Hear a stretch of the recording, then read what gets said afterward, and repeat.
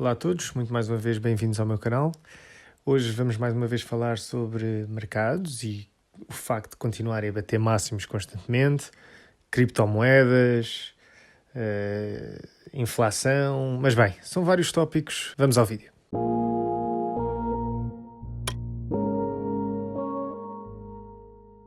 Antes de mais, venho-vos pedir que subscrevam o canal e que partilhem, considerando que existem aqui vários tópicos que são do interesse de várias pessoas e isso ajudava o canal a crescer. Bem, mas então os mercados internacionais, e neste caso não só os americanos, os japoneses também, os europeus, portanto estão todos com uma performance fantástica. Portanto aqui estamos a falar de mercados mobiliários, mas os mercados imobiliários também têm tido uma performance relativamente boa considerando a atualidade. Bem sei que em Lisboa houve uma pequena quebra, mas as periferias continuam a subir. E a expectativa é que sem intervenção regulamentar do Estado, isso vai continuar a acontecer. Mas pode ser que tenhamos tempo para voltar a isso mais no final do vídeo. Para começar, Bitcoin e Ethereum, as duas a bater máximos históricos, e o ouro a cair de volta para $1.750 a onça.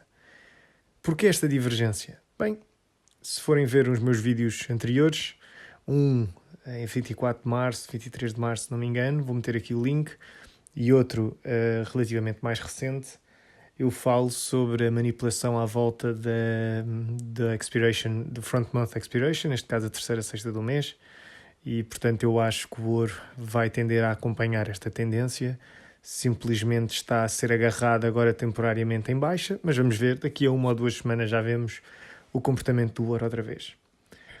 Em relação aos Special Drawing Rights, também mencionei num vídeo anterior na força que podiam vir a ganhar.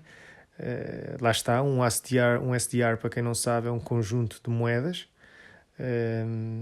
e normalmente não é usado como moeda, é mais usado como um ativo de reserva, mas num mundo em que os bancos centrais podem imprimir dinheiro como bem entenderem, os SDRs podem começar ou um ativo, ou uma moeda que seja efetivamente um conjunto de moedas, não é, de vários países, em que esses pesos são variáveis. Pode existir aqui uma resposta a esta questão do easing monetário brutal que temos visto nos últimos tempos. Portanto, o SDR, de certa forma, e eu mencionei isso nesse vídeo, pode ser também uma alternativa a uma criptomoeda. O discurso à volta dos SDRs está a ganhar tração recentemente. Para quem usa o FinTwit, vê já várias pessoas a falar sobre isso. Mas pronto, vamos então passar de tema e falar sobre a questão de que realmente estes ativos estão a subir como estão a subir, na questão do Bitcoin, Ethereum, Gold e mesmo ações, porque a expectativa é de que os governos, os Estados, estão encostados à parede. Eles sabe-se que há aqui duas alternativas e uma delas já nem resolve, não é? Porque abrir a economia neste momento já não implica que sejam precisos estímulos, não é? Ou seja, a economia já está tão mal que mesmo que a pandemia desaparecesse amanhã, ou se o governo nos ignorasse a pandemia e abrissem tudo, nós íamos continuar a precisar de estímulos fiscais para aguentar o sistema, não é? Portanto, neste momento já estamos para além do point of no return. Portanto, já não dá para fazer 180 graus e voltar para trás. Neste momento temos de continuar o caminho que estamos a fazer e os mercados perceberam isso. Os bancos centrais estão agarrados, têm que continuar a 0% e continuar a 0% e continuar a expandir os programas de compras de ativos, ou pelo menos mantê-los, não é? E reinvestir os proceeds, portanto, para não reduzir o balanço dos bancos, ou para não reduzir o balanço, portanto, não tentar sequer falar em normalizar, como nos lembramos do Jay Powell dizer, não estamos a pensar sequer em pensar subir as taxas. Portanto, quando o Banco Central diz isto, lembrem-se, a comunicação do Banco Central é extremamente importante. Portanto, quando o Banco Central diz não estamos a pensar sequer em subir as taxas, ele está a dar uma mensagem muito forte aos mercados, não é? De que vai ser super acomodativo, vai comprar o que tiver o que for preciso e portanto isso dá o ok aos especuladores e aos investidores de que o Fed está por trás do sistema e que vai continuar a imprimir. Por outro lado, lá está, há uma quebra de credibilidade, uma credibilidade que pode demorar muito tempo a ganhar, mas lá está, isto são mares nunca antes navegados e podemos apenas especular no que é que vem sair daí, no que é que vai sair daqui. Bem, mas é mesmo para isso que nós estamos aqui, não é? Para especular um bocadinho sobre potenciais saídas ou potenciais consequências para este tipo de comportamento que não tem fim à vista, não é? Portanto, sabemos já que, e eu falei já também nisto, na questão do Ford, neste momento o Banco Central pode escolher o caminho que quiser, ou naquele caso você pode escolher a cor que quiser desde que seja preto. E isto é uma frase importante porque na prática o que ele diz é: você tem independência para escolher a cor do carro que tem, não é? Mas ele só pode ser preto, portanto ninguém retirou a independência, você continua a ser independente e não me venham cá dizer que não é independente. É independente, só pode escolher preto, porque só há preto. Ok? Pronto, isto era basicamente uma frase do Ford que eu aplico no que toca ao Banco Central, porque na realidade tudo o que eles podem fazer é um poker face. Se quiserem fazer um poker face, porque lembrem-se que a comunicação do Banco Central também é importante e eles podem nem sequer ter interesse nisso. O teatro pode ser feito noutras áreas, não é?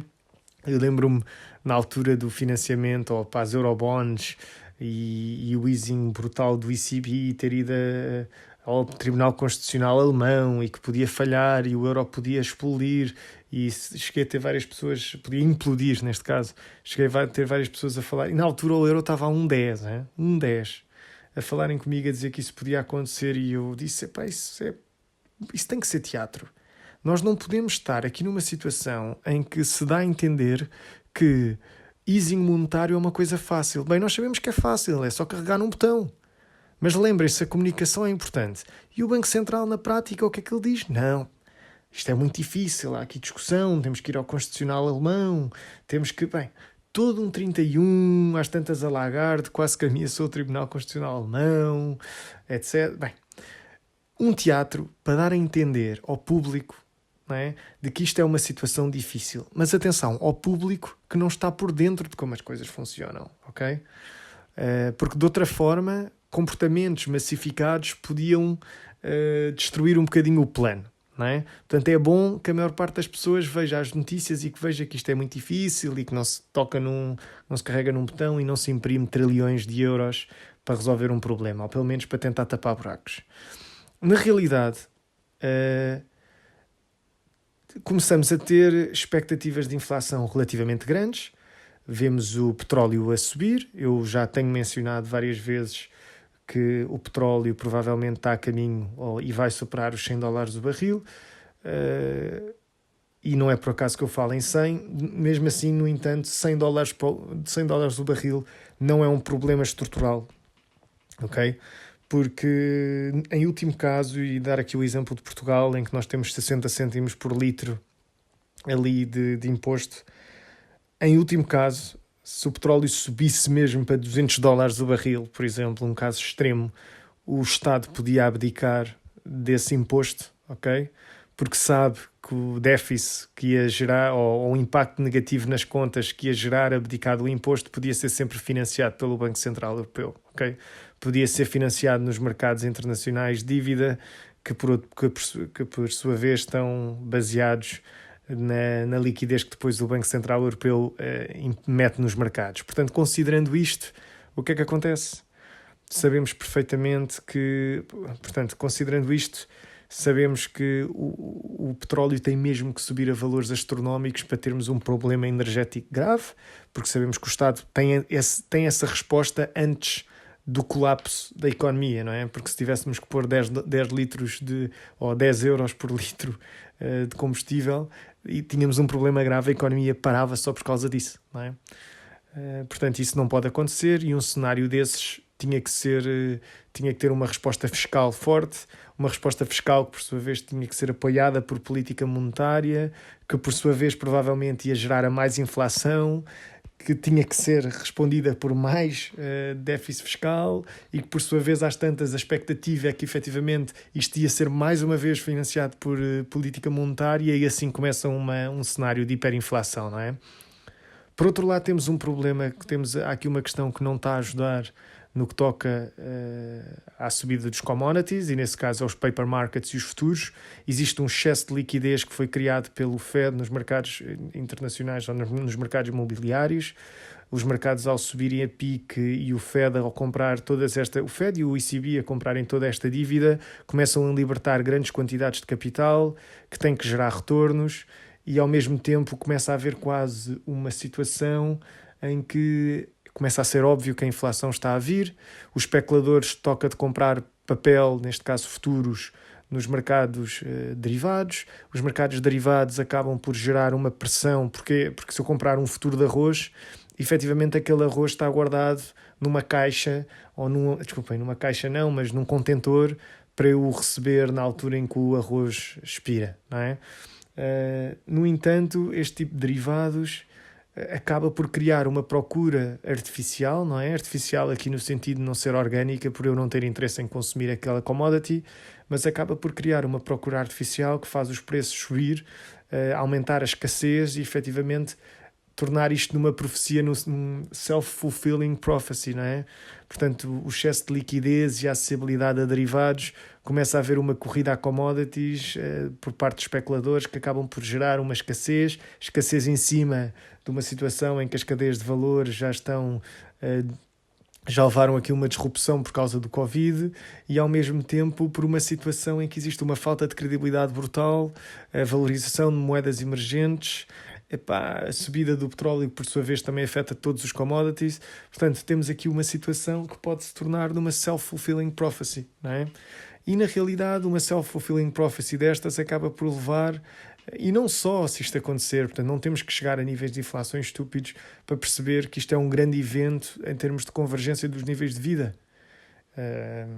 Convergência dos níveis de vida no sentido em que aqui a nossa moeda, nós, para vivermos nas condições em que vivemos e para evitar a inflação nos nossos bens, temos que manter pessoas a trabalhar para nós em países emergentes a receber muito pouco, não é? A receber muito pouco na Índia, na África, na China, etc. Portanto, a questão aqui é mesmo se nós, países desenvolvidos, estamos dispostos a largar parte do nosso nível de vida, não é? Porque na realidade imprimir dinheiro não tem problema nenhum, não é? A moeda começa a desvalorizar e a moeda emergentes começam a valorizar porque existe, portanto, há procura agregada, há formas de crescer nesses países ainda, vão beneficiar de novas tecnologias, aumentos de produtividade, aumento da classe média, etc. Mas com isso, os meus iPhones, os meus computadores, as minhas commodities, o meu arroz, as minhas farinhas, tudo o que é, ou os meus perfumes, tudo o que eu compro, em que a cadeia de valor upstream começa nestes países em desenvolvimento, vai ser afetado por deslocações de capitais para esses países, não só do ponto de vista da moeda, porque a moeda desses países vai tender a valorizar, da moeda ou até de uma potencial criptomoeda futura que esses países possam criar. A verdade é que existe mais procura agregada e mais value nesses mercados e ao mesmo tempo maiores retornos. Portanto, uma deslocação de capital grande para países emergentes pode levar a um aumento de inflação que acaba também por acelerar esta convergência que mais tarde ou mais cedo vai chegar. A não ser que nós queiramos que a Índia e que os bilhões de pessoas que moram e trabalham na Índia e que fazem parte destas cadeias upstream que acabam com produtos na União Europeia, se queremos que eles continuem a trabalhar por $1 por dia, não é? E que as condições de vida continuam a ser super baixas. Nós temos uma parte do mundo a trabalhar para o outro. E este tipo de situações mostram que a convergência mais tarde ou mais cedo vai chegar. Nós podemos continuar a tirar a lata para a frente e a tentar arranjar grandes esquemas para manter a situação como está durante mais uma data de anos. Mas mais tarde ou mais cedo isso vai ter que acontecer. Claro que eles ao melhorarem não se queixam. Ou ao ficarem iguais não se queixam tanto. Nós, ao perdermos qualidade de vida, nós já nos queixamos, não é? Porque nós já nos habituámos a um certo nível de vida. ok? Eu acho que, primeiramente, nós não vamos ver uma convergência direta com países emergentes, mas podemos ver uma convergência logo dentro da União Europeia. Uma convergência de Portugal para a Alemanha, ou da Alemanha para Portugal, que seria pior para eles, não é? Mas melhor para nós. Uma convergência da Dinamarca, da Noruega, da Finlândia, que mesmo assim, por ter o euro, já convergiu imenso. Veja o caso da Finlândia, não é? Portanto, eu acho que é uma questão de tempo. A questão é, será que os alemães têm interesse em ficar numa União Europeia em que eles já não conseguem vir a Portugal ou à Grécia fazer grandes férias e ter os melhores estándares de vida cá dentro? Eu não sei. Claro, isto pode gerar graves problemas sociais, não é? E o grande problema aqui são os problemas sociais. É quando as pessoas se revoltam, começam a partir coisas, os governos caem, começam a subir governos governos extremos e pronto. E a partir daí as coisas começam a colapsar, não é? Porque lá está, as pessoas estão descontentes. E o mais engraçado é que nós começamos a ver aqui na dinâmica dos bitcoins o Jack Dorsey, portanto o CEO do Twitter, que já fala no Bitcoin há muito tempo, e mesmo quando o Bitcoin estava a $3.000 o barril, ele nunca largou a convicção que tinha no Bitcoin, a fazer agora projetos financiados para ajudar países emergentes com Bitcoin, um fundo de Bitcoin com várias centenas de milhões de euros, para o equivalente em euros, para ajudar estes países. O meu ponto é simples: se nós começamos a dar a entender a estes países emergentes de que estas criptomoedas é que realmente reservam valor, usem estas criptomoedas, transacionem nestas criptomoedas, isto é melhor para vocês, isto é melhor para vocês, se isto começa a ganhar força upstream, vai forçar o downstream, portanto os países desenvolvidos, a adotar este tipo de moedas à força. Isto parece-me, portanto, no Bitcoin, na minha opinião, é um front-running. Isto é toda a gente a querer fazer front-running a uma moeda e uma reserva de valor que acham que vai ser o futuro, para manter os outros 80%, 70%, 60%, 50% desculpem a expressão, pronto, na merda, ok? Portanto, o que acontece aqui eu acho que isto é um front-running brutal para, queres um bocadinho do meu Bitcoin? Olha, eu comprei por 10.000, mas tu se quiser já só compras por 2 milhões, ok? Portanto, eles querem um mundo em que e existe muita concentração em Bitcoin. Não me venham com a conversa dos várias wallets, ok? Se eu for um investidor institucional que queira adquirir 1,5 mil milhões de Bitcoins, eu não vou comprar todo para uma wallet, não é? Porque é óbvio, para uma data de intervenientes de mercados, que eu estou a acumular, não é? Eu começaria a comprar, começaria a abrir várias contas aos poucos, datas diferentes, várias contas, começar a acumular para várias contas diferentes, porque se eu dou a entender que está um grande whale a acumular, eu vou afetar o preço. Portanto, na minha opinião, os números associados não é consolidação, mas a concentração de bitcoins em certas entidades é brutal. Quer dizer, a Tesla comprou 1,5 bis. Okay? O outro tipo, o Michael Saylor, tem 3 bis, 4 bis, ou o que é. Quer dizer, estamos a falar aqui de níveis muito grandes de bitcoins para uma currency que vai ter futuro. Se as concentrações são altas, e sinceramente acho que há muito mais concentração do que aquilo que eles querem fazer parecer, e eu acho que, tal como o que vemos nos futuros, a inflação e o front-running, a especulação com os contratos derivados, é um bocadinho a mesma coisa com o Bitcoin. Portanto, se me arranjarem uma moeda em que a maior parte da população usa, ou passa a usar, ou passa a receber, porreiro, não é? Agora, Pronto, isto é toda uma nova discussão que ia demorar muito tempo. Será um tópico para uma próxima... para um podcast com outra pessoa, uma discussão que teria, se calhar, é uma conversa muito mais dinâmica e em que todos temos a aprender muito mais se houver uma discussão. Mas bem, é preciso também entender que a questão do fixed supply ia ser um problema, não é? Porque numa sociedade em que tem que existir sempre um fiat e um Bitcoin como reserva de valor, pode existir, mas o fiat currency, uma moeda que mantém algum grau de credibilidade e que é usada a um determinado nível, tem que continuar a existir, porque na eventualidade das pessoas não quererem gastar capital, ou haver uma crise de confiança e as pessoas querem começar a poupar, ou ou haver uma pandemia grave com níveis de mortalidade altíssimos em que somos obrigados a fechar os negócios todos, o Estado tem que manter as pessoas com capacidade para ir ao supermercado comer, etc., dar subsídios. Quer dizer, como é que o Estado faz isso, não é? Tem que se financiar nos mercados internacionais, mas se os mercados internacionais olham para isto como um risco, os juros são altíssimos, a viabilidade não é nenhuma para os empréstimos, acaba por ser uma situação que não é viável. Portanto, chegamos aqui a uma conclusão, é que efetivamente nós precisamos de uma moeda fiat e precisamos ter que ser capazes para entrar em políticas de easing extremas sempre que existe uma situação de extrema necessidade, não é? No caso do Covid, a mortalidade ainda é relativamente baixa, mas imaginem se fosse mais alta, não é? Pronto, isto para dizer o quê? E eu falei também num vídeo anterior que acho que é super interessante, em que eu já falava há mais de um ano de que provavelmente íamos ter duas moedas dentro da União Europeia, uma moeda mais eased, portanto uma moeda com condições monetárias muito mais leves, e uma moeda com condições monetárias muito mais apertadas. Portanto, criávamos um euro leve e um euro tight, não é? O que acontece? O euro leve, aquilo que nós usávamos para comprar pão, tinha uma exchange rate com este euro tight, o salário era pago em partes, por exemplo, sei lá, eu fiz um vídeo sobre isso, dei uma vista de olhos, eu acho que é super interessante, mas eu acho que vamos tender para um modelo destes, um modelo com duas moedas, em que, por exemplo, ativos mobiliários são transacionados neste novo euro e despesas e coisas do dia-a-dia são transacionados com este euro mais leve.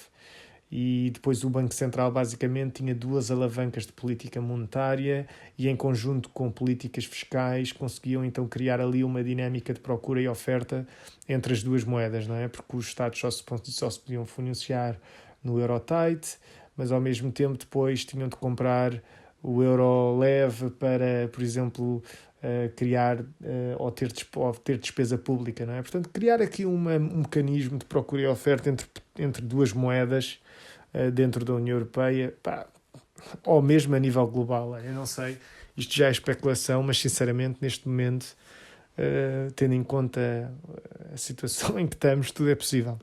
E portanto, neste momento, estamos com taxas de juros a 0% e negativas, não é?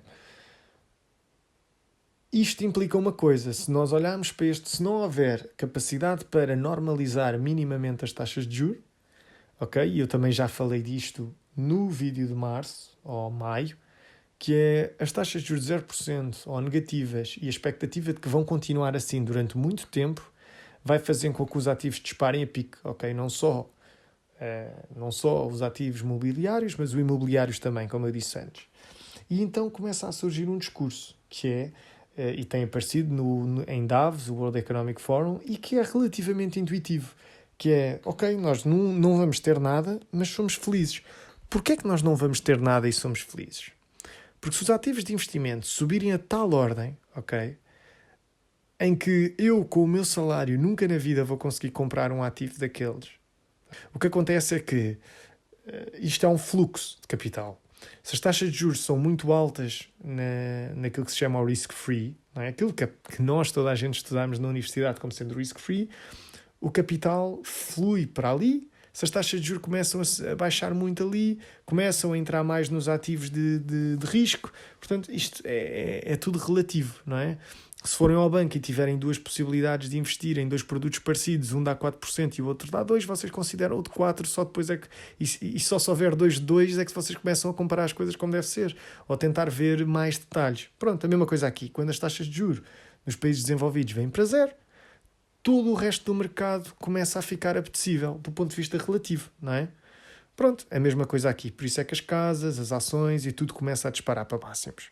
Agora, será que esses low interest rates são sustentáveis? Bem, aparentemente sim, enquanto a Christine Lagarde e o ECB continuarem a dar essa mensagem e, consequentemente, estes ativos vão disparar para valores absurdos, ok? E quanto mais temos, ficamos a zero e as rendibilidades nos mercados continuarem tão baixas, a tendência é que estas coisas acelerem. Lembrem-se, neste momento não temos...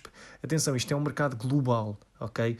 Imaginem o seguinte, vocês dizem, ok, João, estás a dizer isso, mas nós já estávamos a zero antes do Covid. É verdade, mas os Estados Unidos só vieram para taxas de referência de zero recentemente, não é? ok, a 10-year yield deles ainda está a 1,5 e isso é bom sinal, mas o que isto me diz é se os mercados estão onde estão e a 10-year yield ainda está a 1,5, se eles tiverem que puxar para zero, ok, que provavelmente mais tarde ou mais cedo puxam, o que é que vai acontecer? Vamos ter ainda um efeito alavanca maior. Portanto, porquê? Porque lá está, se os Estados Unidos agora tivessem a 5 ou 3%, okay, eu como europeu posso sem problema nenhum ir alocar o meu capital aos Estados Unidos. Agora, com o Japão a zero, com a Europa a zero e com os Estados Unidos a zero, para onde é que eu vou? Posso ir para países emergentes. Epá, espera, mas isso gera inflação. Ou pelo menos tende a valorizar a moeda deles. Portanto, estamos aqui numa situação em que tendencialmente os valores dos ativos nos mercados desenvolvidos vai subir. E portanto, eu, que tenho um salário que não mudou, ou com um bocado de sorte ainda caiu, porque a economia, quer queiramos quer não, nos mercados desenvolvidos parou e continua parada e a expectativa é que mesmo sem o Covid nós não vamos melhorar tão cedo, lá está. Para manter uma situação estável do ponto de vista social, o Estado é obrigado a gastar muito mais.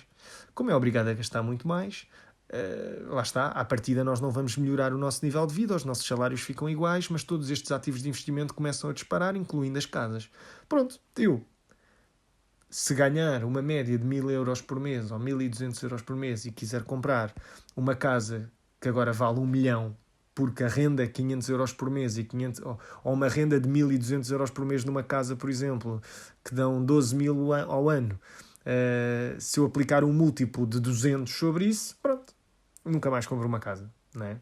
Porque é que eu posso aplicar um múltiplo de 200? Quanto mais baixas forem as taxas de juros, maior o múltiplo que eu posso aplicar no valor da casa. Portanto, uma casa que gera 12 mil euros de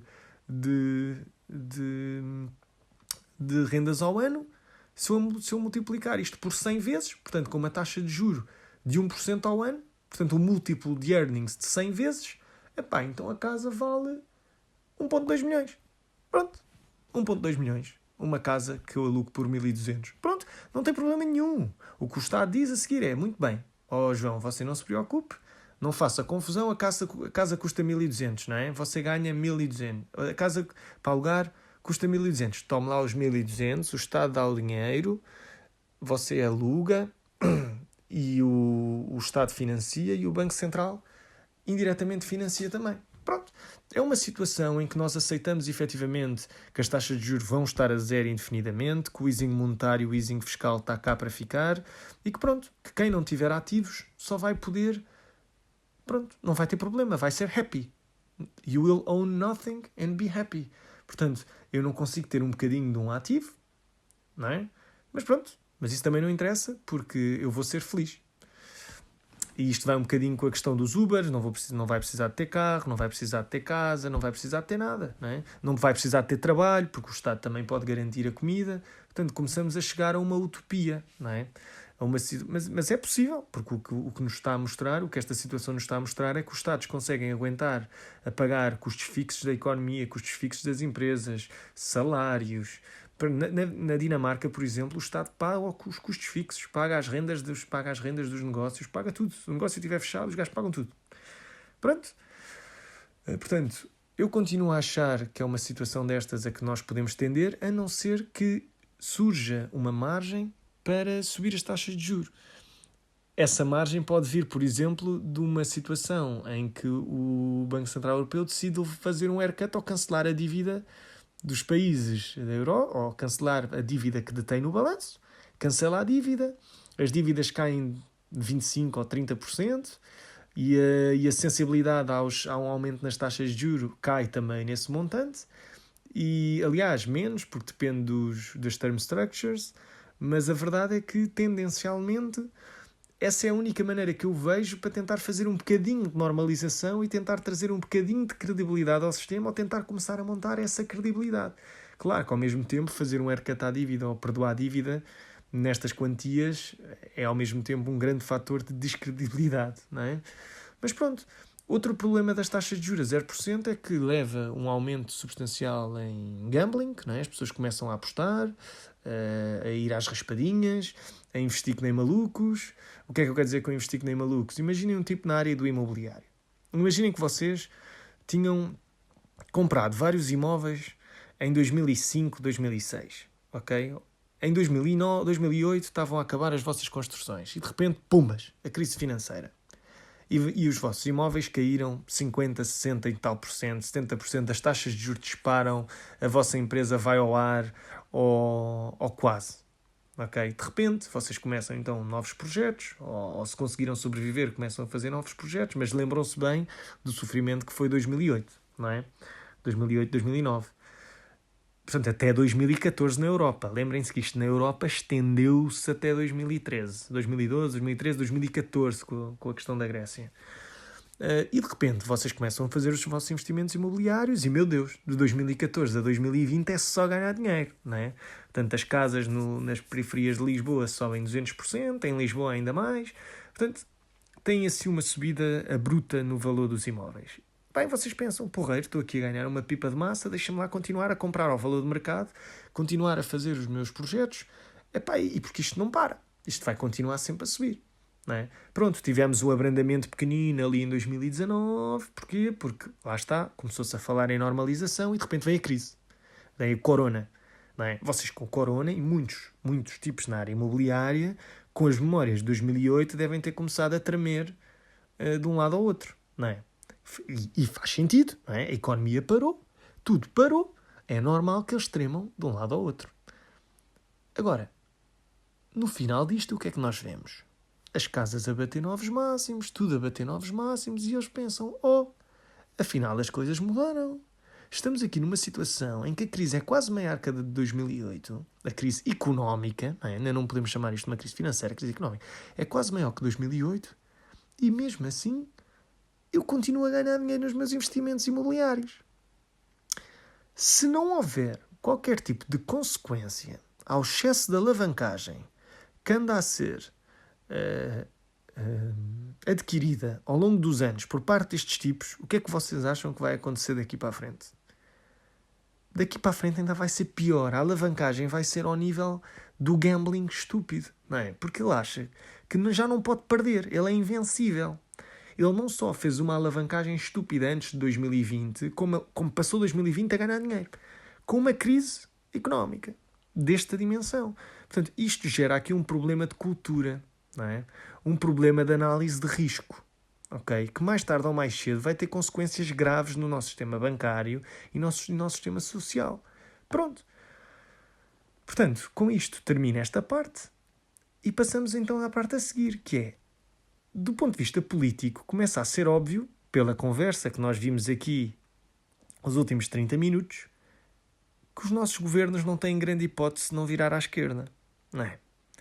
Um governo central, ou mais um bocadinho à direita, que acha que a intervenção do Estado deve ser limitada, bem pode ganhar as eleições. Pouco tempo depois, ou está a virar à esquerda ou está o governo a cair. Porque neste momento é preciso uma intervenção do Estado a níveis loucos. Não é? E essa intervenção do Estado, às tantas, pode começar a ser vista como comunismo, ou esquerda, ou pronto. É o que é. A confirmação disto é, por exemplo, que agora na Itália o Draghi subiu, portanto, primeiro-ministro, não é? E, consequentemente, isto é confirmação, e eu tenho dito isto várias vezes, que é, não me interessa quem ganha as legislativas em Portugal, porque, sinceramente, centro-direita, centro-esquerda, é indiferente. Neste momento, o que importa aqui é o Banco Central, é as políticas centrais, tudo o resto não interessa. Já era assim antes de 2020, agora então é só isto. Ao ponto do presidente do Banco Central Europeu, que saiu em 2019 do Banco Central Europeu, final de 2019, um ano depois, praticamente um ano e meio, um ano e poucos meses depois, é presidente de Itália. É primeiro-ministro de Itália. Não é? Pronto, isto leva-me então ao ponto do, em linha com You Will Own Nothing and Be Happy, também temos em linha de que, bem, os impostos são uma ferramenta de credibilidade. Não são uma ferramenta para normalizar o saldo ou o balanço do Estado. Não. É uma ferramenta de credibilidade. Como eu disse, se os combustíveis subir, o Estado vai ter que baixar este imposto sobre os combustíveis. Mas isso cria um impacto maior no déficit. Não interessa. Já nada interessa. a amplitude do déficit vai ser sempre financiada do mesmo sítio. Eu sei que estou recorrentemente a bater neste tópico, mas isso é para mostrar a importância deste tópico ao longo já dos últimos anos, sendo que só com esta situação é que nós vemos então isto a ganhar uma dimensão louca que acaba por propulsionar tudo o resto atrás, não é? Os bitcoins, os mercados, tudo. Pronto, continuamente temos então aqui o petróleo a bater os $65 o barril, o Brent, o petróleo está a 61 qualquer coisa, ou $62 o barril na front month. E pronto, se houver expectativas de uma normalização, como se podemos ver os financials finalmente a ganhar vida, portanto o setor bancário, os brokers, que lá está, e eu tenho falado agora nos toques do mês, falei na CBOE, mas eu continuo a estar muito positivo na Interactive Brokers, porque a Interactive Brokers teve um aumento substancial na atividade ou no número de contas e clientes e transações, mas ao mesmo tempo teve uma grande quebra de receitas na parte dos juros, porque as taxas de juros vieram para zero. Neste momento a 10-year yield a 1,5, com expectativas de que pode continuar a subir um bocadinho, vai aumentar o lucro da Interactive Brokers numa forma absurda, porque é ali que eles rentabilizam o cash.